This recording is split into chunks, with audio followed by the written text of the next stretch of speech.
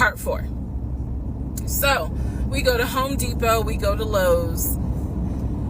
I'm choosing all these appliances. He's taking pictures of the SKU number. We have representatives helping us, and he basically explained to them, hey, we're buying a house.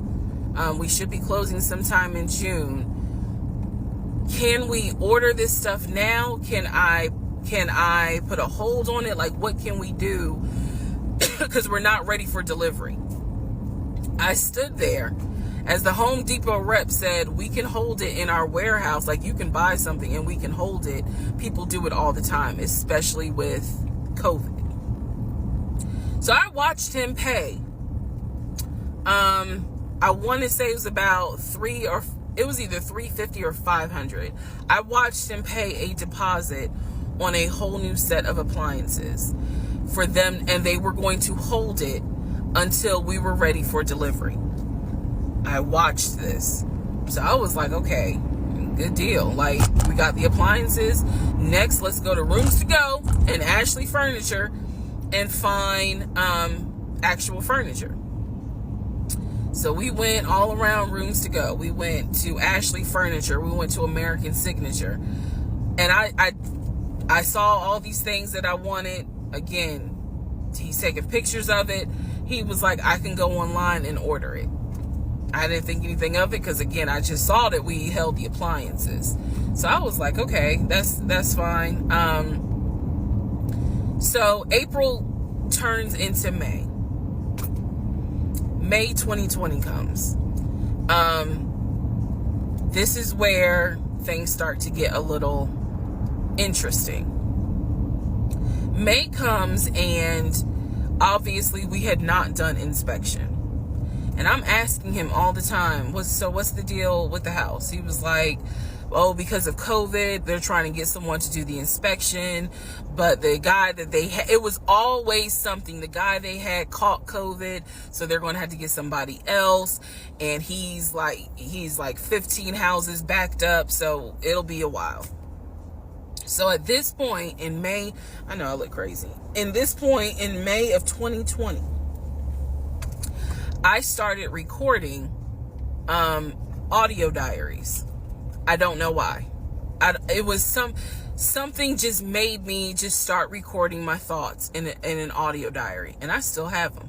And I would save them by the date, and I would just start talking about what's on my mind. So I was like, I knew there was something was nagging me, like, but I kept pushing it out of my mind. I was like, you saw, this is what I reminded myself. You saw him pay for the appliances. You know the house is under contract. You know that he told you that he's the one who put the house under contract. Why would, like, I remember saying to myself, why would he lie about that? This is so easy to verify. Why would he lie about that? Have you caught him in any other lie? And at the time, the answer was no. So I really was like, maybe you just aren't used to a guy who actually does what he's supposed to do. Like, I was questioning myself and then answering my own questions. So inspection didn't happen. Around mid-May, I found out I was pregnant. May 2020. When I found out I was pregnant, he was ecstatic and I was like, oh shit. The reason why I was oh shit is because, number one, I'm plus size. Number two, because of my age, I felt like it was probably going to be a high risk pregnancy.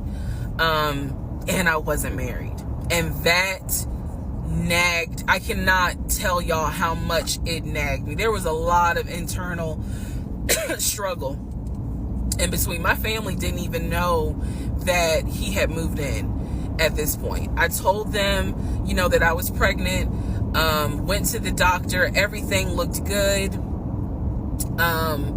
But again, because it was COVID, he couldn't go in with me.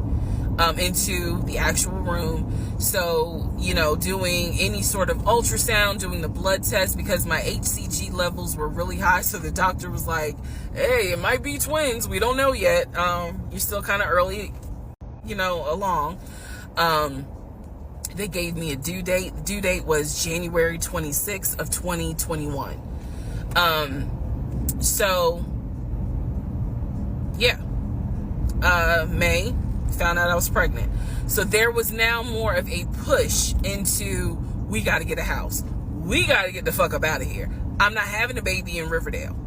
Okay? Nothing against Riverdale, but I ain't having a baby in Riverdale. So we need to find out what's going on with this house. And so he was on top of it. He had an answer for everything. He was like, I'm gonna call and find out what's going on, blah, blah, blah. He then magically told me about a week later, oh, they're going to do inspection on the house, like in 2 days. So I was just like, okay, keep in mind, I'm taking his word for it. I'm taking his word for all this. So he's like, they're going to do an inspection.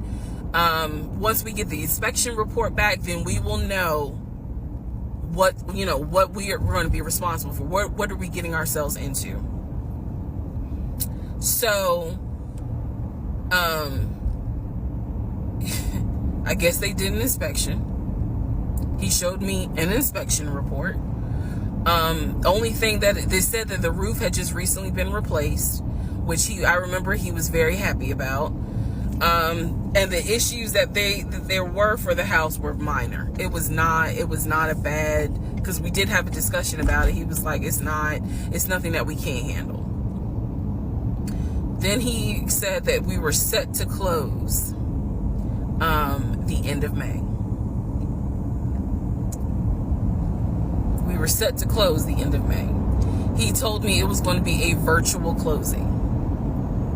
You're probably like, what the hell is a virtual closing? Because again, he's saying because of COVID, people are not closing in the office.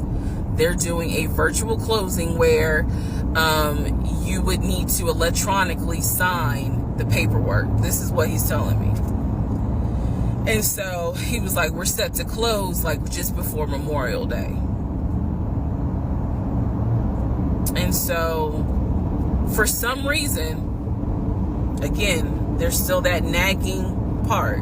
For some reason, I didn't start packing. Anyone that knows me will tell you I hate moving. I've done it enough in my life. I hate moving. But I did not start packing up that house at all. I was just like, I'm pregnant. My body was changing so fast that it was like I can barely keep my eyes open half the day. And so, no, I didn't start packing. And I remember I did record, again, I was recording audio diaries just about every day. When something didn't sit right, I would verbally record it in the audio diary because I was like, I don't know what it is, but there's something. That was the theme of our relationship. I don't know what it is, but I know there's something. And so I remember talking to myself in my little prayer closet, because that's where I would do my recordings. And I remember thinking, what if we don't get this house? Like, what if he's lying? But again, there goes that thought process of, why would he lie about this? Like, who makes up that they're buying a house when in fact they're not? And then he's showing you all this paperwork. Like, come on, you can't be that jaded that you don't even believe what's in front of you. All right? So now we're going to go into part 5.